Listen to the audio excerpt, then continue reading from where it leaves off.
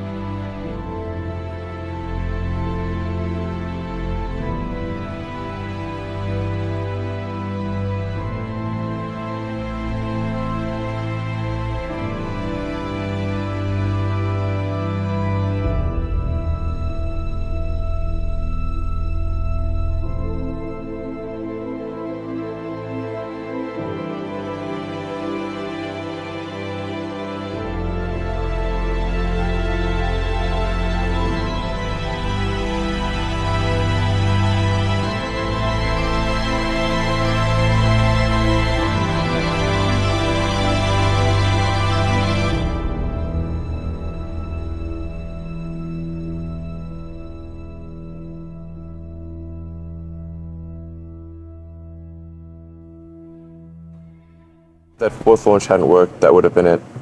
We would have not had the resources to mount a fifth. You couldn't have gone out at that point. Yes, death would have been, I think, inevitable because we did not have the resources to mount a fifth launch. This is a tricky business. Tricky. Yeah,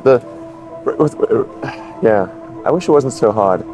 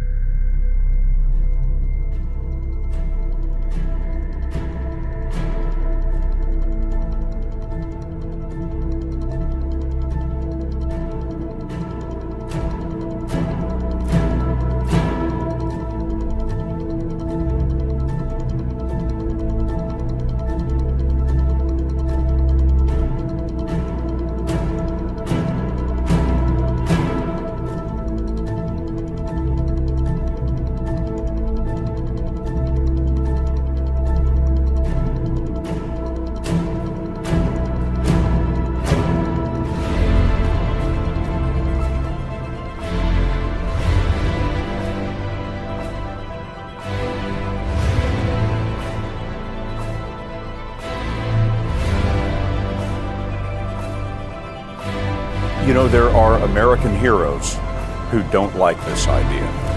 Neil Armstrong, Gene Cernan have both testified against commercial spaceflight in the way that you're developing it, and I wonder what you think of that.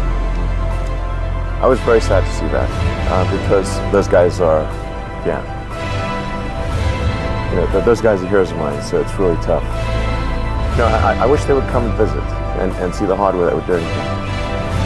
And I think that would change their mind. They inspired you to do this, didn't they? Yes. and to see them casting stones in your direction. It's difficult. Did you expect them to cheer you on? So they're hoping they would. What are you trying to prove to them? What I'm trying to do is to make a significant difference in spaceflight and help make spaceflight accessible to almost anyone. And I would hope for as much support in that direction as we.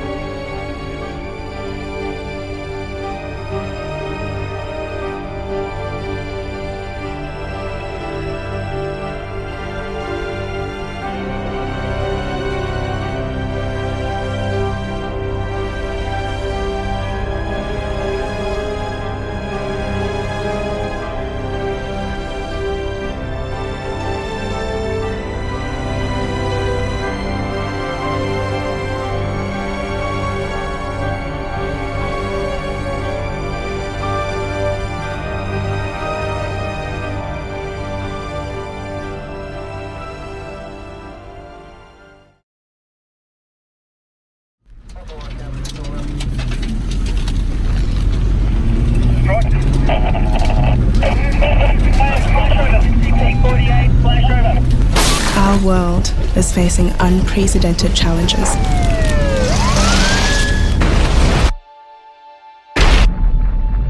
Climate change is altering natural balance.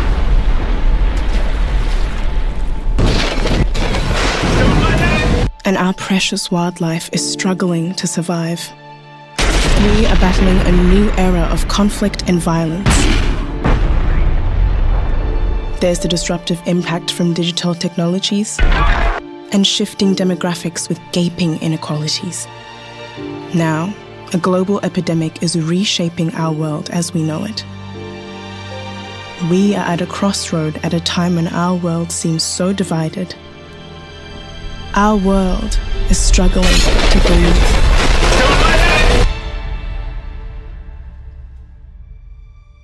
For the United Nations 75th anniversary, we set out to ask the world, what are your hopes for your future? If you could choose one thing to say to the UN, to world leaders about the future, what would that be? In January 2020, the United Nations launched a global initiative to have the world's largest conversation on the future we want. Discussions have taken place in all settings, from classrooms to boardrooms, parliaments to village halls across the world, in order to reach as many people as possible. The United Nations listened, and the world spoke. Justice, equality, and freedom for all. People can really be in peace and with dignity, because our dignity was taken away from us because of our religion and because of who we are. And I hope that we are the last community who are suffering of those problems. Health is often looked at as an expense. It is not. It is an investment. We change by exchanging without losing ourselves. We have run out of excuses and we are running out of time. If we don't stop the destruction of our natural world, nothing else will matter. More than ever before, we need solidarity, hope, and the political will to see this crisis through together. From what we have heard, the world is not as divided as we thought. The global economy, healthcare, sanitation, education, and the hardest places hit are our top priorities from recovering from the pandemic. In response to COVID-19, greater international solidarity is urgently needed. The threat of climate change and destruction of our natural environment is the biggest fear for the future. We need increased efforts to reduce conflict and violence, and we aspire to further protect human rights. For optimism about our future, we need to look to our young people. The overwhelming majority of us believe global cooperation is more vital than ever. Every time we fail to find solutions to global challenges, the most vulnerable people in our societies are hit the hardest. Challenger now heading downrange.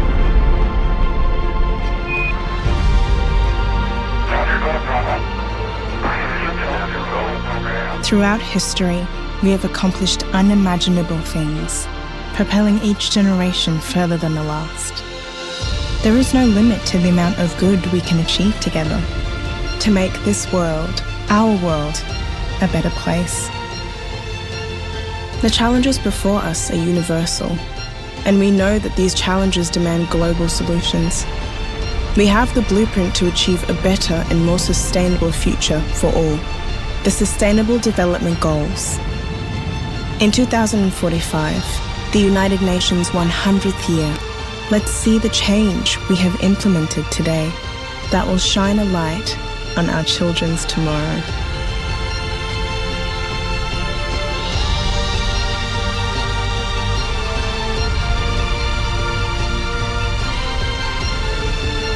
Change is coming. The real power belongs to the people. And I want to turn the question inside out as well. I will not ask, how dare you? Instead, I will ask, do you dare to? This is the most urgent of times and the most urgent of messages. Now must be our moment for action.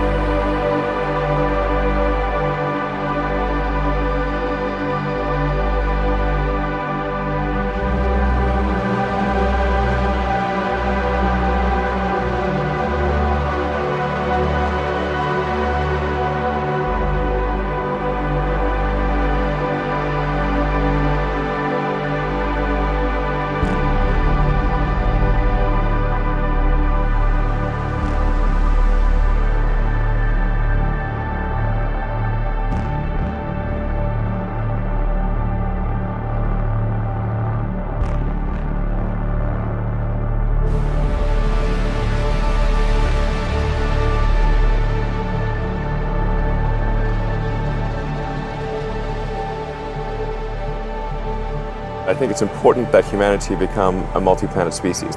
I think most people would agree that a future where we're a spacefaring civilization is inspiring and exciting compared with one where we are forever confined to Earth until some eventual extinction event. You know, that's really why I started SpaceX.